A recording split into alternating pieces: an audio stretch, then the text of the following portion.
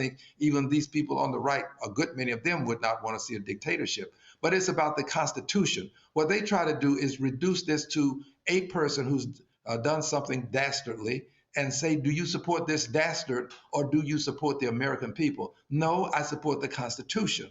And if the Constitution accords a person rights, then you don't deny that person's rights simply because the person has done something egregious. You still have to afford people the rights that the Constitution says that they have, because at some point it can be my rights or your rights that the Constitution says that we have.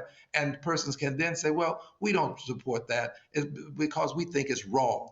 Well, you can't do that. I support the Constitution. And when the Constitution says that a person has rights, we have to give him those rights. To give you a great example, due process of the law. He believes that if somehow you've been accused of a crime, you no longer have the right to due process. Well, that's what due process is all about for people who have been accused of crimes, for people who may have committed crimes, but they still are entitled to due process of the law, because that somewhere along the way, there will be somebody caught in that dragnet that is not guilty, that is innocent. And that law is there to protect that person and extricate that person from that dragnet.